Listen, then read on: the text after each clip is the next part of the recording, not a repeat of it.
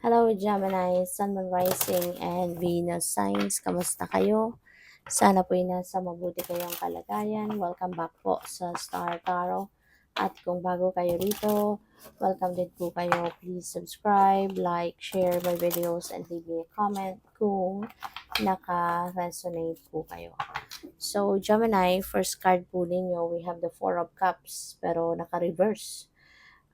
So this is a good sign, this is a good omen para sa inyo na you are going to head towards a new direction na, no? Sa ngayon, you are definitely moving forward, taking action towards something na uh, katulad na lamang ng opportunity na maaaring merong kumakatok na opportunity sa inyo sa ngayon. So, ngayon, ano na, hindi ka na dito hindi ka na magpapatumpik-tumpik pa, hindi ka na dito magpapamamaya-maya na.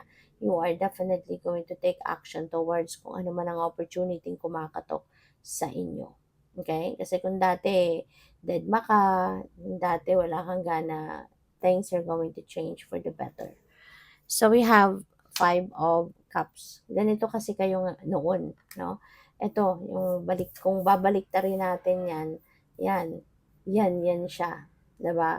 Yung parang wala kang gana, meron kang bored ka, parang gano'n, nalulungkot ka, disappointed ka. Gano'n, no? Gano'n ang inyong nararamdaman. For some of you lang, hindi naman to para sa lahat, no? Kaya malungkot, nanghihinayang, kaya ayaw mong tumayo, ayaw mong mag-take action sa kung ano man ang opportunity na dumadating kasi nanghihinayang ka pa doon sa kung ano man yung dati, no? Maaring meron kang inaantay, meron kang ine-expect pero hindi dumating, hindi nangyari, gano'n. Kaya super super ano ka, super nalulungkot, 'di ba?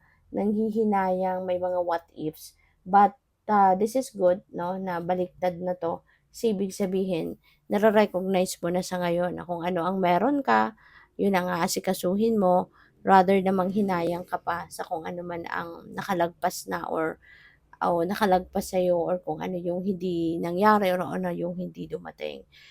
Kasi maganda naman yan na parang magbubukas na din ang isip mo and instead of dwelling on what you don't have, mas siguro magkakaroon na rin ng kalinawan ang inyong isipan na, "Teka lang, 'di ba, hindi ko na maibabalik kung anong nakaraan, hindi ko na maibabalik kung ano yung gusto ko." Hindi ko na maibabalik ang tapos na, 'di ba?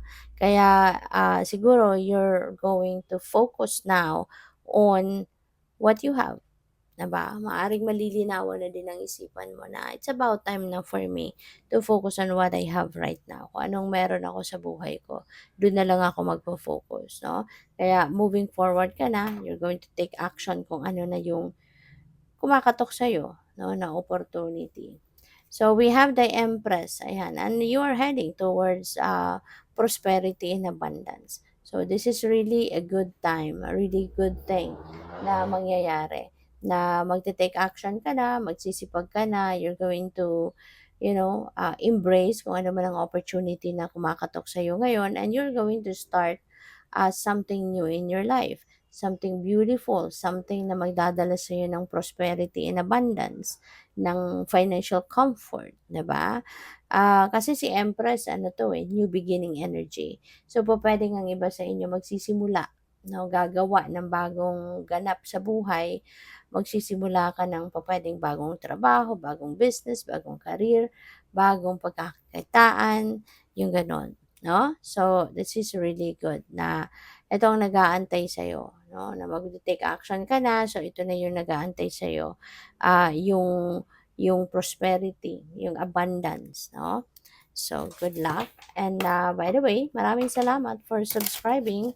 And if you haven't subscribed yet, subscribe na kayo. And also, maraming salamat din for not skipping the ads. Malaking bagay yan sa akin. And also, please click the join button sa baba ng video kung gusto niyo na mag-join sa membership. So, we have family room. Ayan, baka mayroong pag-uusapan. Pupuwedeng opportunity 'yan, pag-uusapan or baka nagkaroon kayo ng maraming financial blessing, may maraming perang dumating, so pupuwedeng pag-uusapan ninyo ito in the family room. Idi-discuss ninyo how you're going to spend the money, ano ang plano ng pamilya, anong gagawin sa pera, mga ganyan. Or pupuwedeng, ibang ibang usapan 'no, pupuwedeng meron ditong puwedeng merong mamamanhikan, pero puwedeng merong mga, siguro, kung ano man ang importante 'no, na planong gagawin, para sa buong pamilya, maaaring 'yun ang pag-uusapan. Pupuwedeng may reunion 'no, maaaring may reunion kayo rito or baka merong magse-celebrate ng birthday sa inyo, merong magse-celebrate ng anniversary, monthsary, and siguro, gaganapin 'yon sa inyong bahay. With the Lover's energy, pupuwede 'no, na related talaga ito sa kasalan, related sa engagement, related sa pamamanhikan, ganyan 'no, yung pagtitipon na 'to. So, pupuwedeng may gano'ng ganap ang iba sa inyo, Gemini.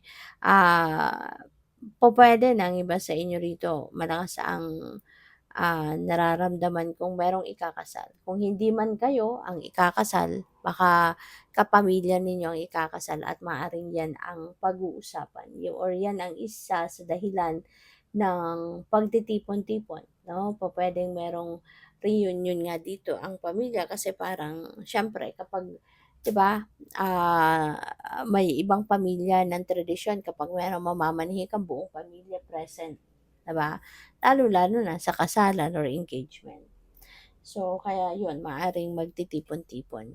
So, we have thoughts, meron kayong iniisip, maaaring iniisip mo isang babae, pupuwedeng yung jowa mo 'yan. Um, Feeling ko dito merong, isolated case lang ito, hindi ito para sa lahat.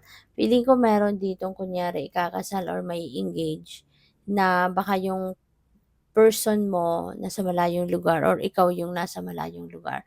So, parang geographically magkalayo pa kayo and kaya kaya kayo uuwi 'no. It's either ikaw ang uuwi or yung partner mo yung uuwi, kasi nga dito sa magaganap na, it's either pamamanhikan or engagement na 'yan or kasalan na 'yan 'no. Kaya, iniisip mo, malayo ang nararating ng isip mo kasi pupuwedeng nami-miss mo na nga siya or alam mo 'yun, yung excited ka na makita siya.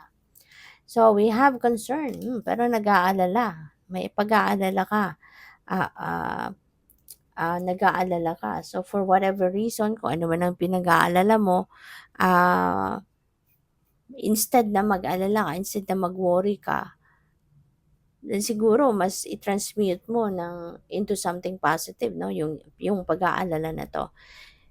Kasi meron ka bang magagawa, 'di ba? Diyan sa pinag-aalala mo, meron ka bang puwedeng baguhin?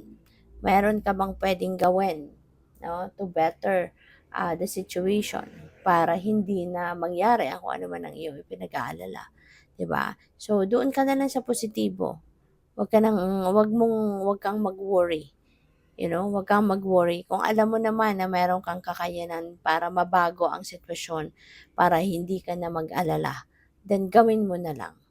'Di ba? Kasi yung pag-aalala, yung pagwo-worry, that is negative energy, 'no? So, when you are projecting negativity, mas lalo ka lang mag-a-attract ng negative situations, mas lalo ka lang mag-a-attract ng negative, na mga bagay, 'di ba? Ng mga pangyayari. So, 'wag na nating bigyan ng pagkakataon 'no, yung negativity pumasok sa buhay natin. Kung meron naman tayong magagawa para mabago ito, for the better, yun na lang ang gawin na natin at 'wag na nating isipin ng isipin kung ano yung pinoproblema. Okay? So, good luck. Thank you for watching. Love and light. Namaste.